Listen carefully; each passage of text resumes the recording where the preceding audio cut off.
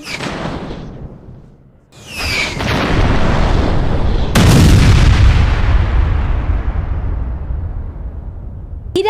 ইস্পাহানে নতুন করে হামলা ইসরায়েলের।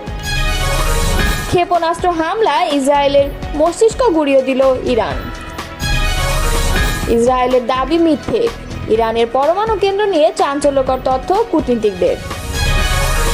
এতক্ষণ শুনছিলেন সংবাদ শিরোনাম, এবারে বিস্তারিত। ইসরায়েলি সেনাবাহিনী জানিয়েছে কিছুক্ষণ আগে তারা ইরানের ইস্পাহানে একযোগে বেশ কয়েকটি হামলা চালিয়েছে।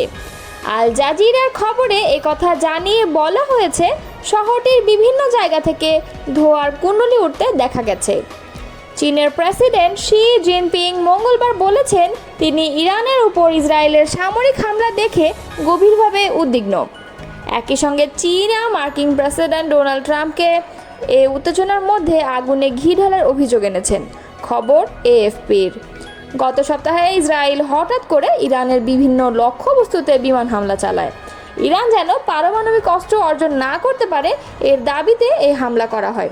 তবে ইরান জোর দিয়ে বলছে তাদের পারমাণবিক কর্মসূচি শান্তিপূর্ণ। এই হঠাৎ উত্তেজনা গোটা অঞ্চলে বিস্তৃত যুদ্ধের আশঙ্কা সৃষ্টি করেছে। এরই মধ্যে প্রেসিডেন্ট ট্রাম্প ইরানকে আবারও আলোচনায় ফিরতে আহ্বান জানিয়েছেন। তিনি দাবি করেন ইসরায়েলের হামলার কারণে চলমান পারমাণবিক আলোচনা বাধাগ্রস্ত হয়েছে। ট্রাম্প নিজের সামাজিক যোগাযোগ মাধ্যম ট্রুথ সোশ্যালে এক বিস্ময়কর সতর্কবার্তা দিয়েছেন, সবাইকে অবিলম্বে তেহরান থেকে সরে যেতে হবে। চীন এই মন্তব্যের কঠোর সমালোচনা করে বলেছেন এ ধরনের উস্কানিমূলক বার্তা এই অঞ্চলকে আরও অস্থিতিশীল করে তুলতে পারে।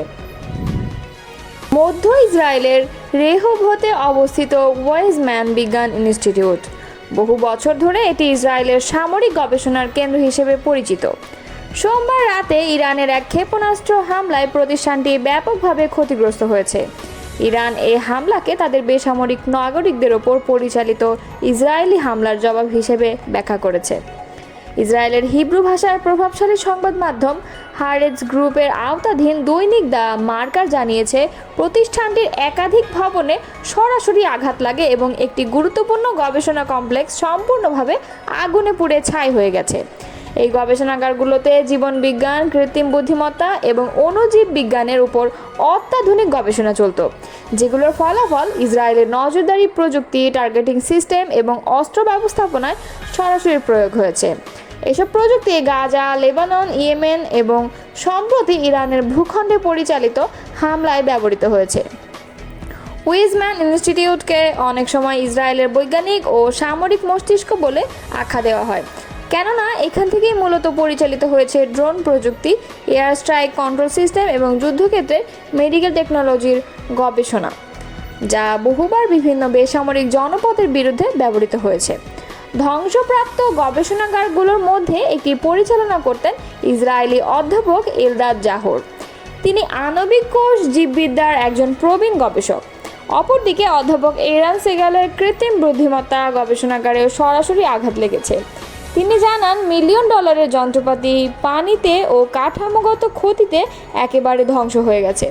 তার গবেষণাগার মূলত যুদ্ধক্ষেত্রে রিয়েল টাইম সিদ্ধান্ত গ্রহণ ও নজরদারি অ্যালগরিদম উন্নয়নে কাজ করত।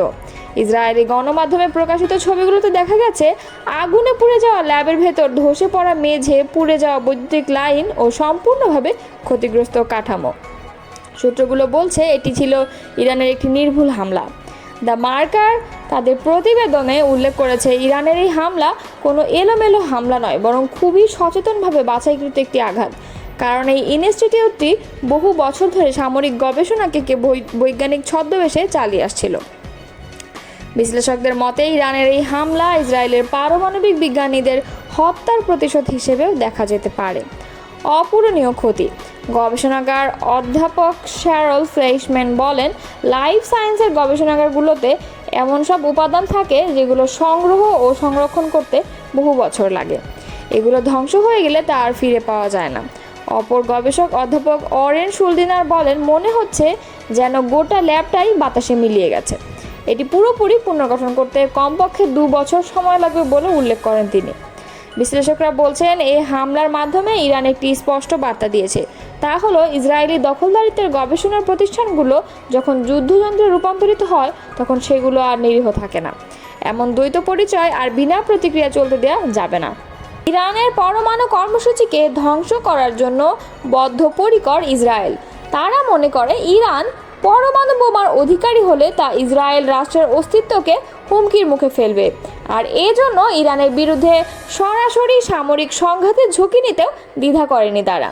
তবে এক্ষেত্রে ইসরায়েল যে যুক্তরাষ্ট্রের সহায়তা ছাড়া এককভাবে সফল হতে পারবে না তা স্পষ্ট করে তুলে ধরেছেন সাবেক ইসরায়েলি কূটনীতিক ও রাজনৈতিক বিশ্লেষক আলন পিঙ্কাস। আল জাজিরাকে দেয়া এক সাক্ষাৎকারে তিনি বলেন, ইসরায়েল একা ইরানের পারমাণবিক সামরিক অবকাঠামো ধ্বংস করতে সক্ষম নয়। এর জন্য প্রয়োজন বিশেষ ধরনের বাংকার, ধ্বংসকারী বোমা, ভারী বোমারু বিমান এবং উন্নত ডেলিভারি সিস্টেম, যেগুলো কেবল যুক্তরাষ্ট্রেই আছে। বিশেষত ইরানের দক্ষিণে অবস্থিত ফোর্ডো ইউরেনিয়াম সমৃদ্ধকরণ কেন্দ্রকে ধ্বংস করাকে ইসরায়েল বড় পুরস্কার হিসেবে বিবেচনা করছে, কারণ এটি পর্বতগাত্রের নিচে নির্মিত এবং বিমান হামলার বিরুদ্ধে সুরক্ষিতভাবে গড়া। তাই ইসরায়েল যতই সফলতা দাবি করুক, এই কেন্দ্র ধ্বংস করা যে ততটা সহজ নয় তা ভালোভাবেই জানেন ইসরায়েলি জেনারেলরা। পিঙ্কাস বলেন, এই কারণেই নেতানিয়াহু বারবার প্রেসিডেন্ট ট্রাম্পকে সরাসরি যুক্ত করার চেষ্টা করেছেন, কারণ ইসরায়েল জানে শুধু এখনকার হামলায় কিছুটা প্রতীকী লাভ হলেও পরমাণু হুমকি দূর হবে না। এই জটিল ও গভীর স্থাপনার বিরুদ্ধে কার্যকর হামলা চালানো যুক্তরাষ্ট্রের অংশগ্রহণ ছাড়া সম্ভব নয়। বর্তমান পরিস্থিতিতে ইরান ও ইসরায়েলের মধ্যকার উত্তেজনা মধ্যপ্রাচ্যের নিরাপত্তা কাঠামোকে হুমকির মুখে ফেলেছে। ইরান তার পরমাণু কর্মসূচির পাশাপাশি আঞ্চলিক মিত্রদের মাধ্যমে প্রভাব বিস্তারে অব্যাহত রেখেছে। ইসরায়েল অনেকদিন ধরেই যুক্তরাষ্ট্র ও পশ্চিমা বিশ্বকে বোঝাতে চাইছে, ইরান যদি পরমাণু অস্ত্রে সক্ষম হয় তাহলে শুধু ইসরায়েল নয়, গোটা অঞ্চলের স্থিতিশীলতায় ধ্বংস হবে। তবে বিশেষজ্ঞরা মনে করছেন, ফোর্ডোর মতো স্থাপনা ধ্বংস করা সাধারণ অস্ত্রের মাধ্যমে সম্ভব নয়, ফলে যুক্তরাষ্ট্রের সহায়তা ছাড়া এই লক্ষ্যে পৌঁছানো কার্যত অসম্ভব। এদিকে প্রেসিডেন্ট ডোনাল্ড ট্রাম্প অবস্থান এখনও অস্পষ্ট। তার প্রশাসনের পক্ষ থেকে প্রতিদিনই ভিন্ন ভিন্ন বার্তা আসছে। এদিকে কূটনৈতিক সমাধানের ইঙ্গিত, অন্যদিকে ইরানকে হুঁশিয়ারি। এই দ্বৈত বার্তায় মার্কিন নীতিতে বিভ্রান্তি তৈরি করছে। পিঙ্কাস বলেন, যদি উত্তেজনা প্রশমিত হয় সেটা যুক্তরাষ্ট্রের মধ্যস্থতায় হবে, কিন্তু বর্তমানে হোয়াইট হাউস পরিস্থিতিকে যেভাবে সামলাচ্ছে তা থেকে নিশ্চিত হওয়া যাচ্ছে না তারা কী পথে এগোবে।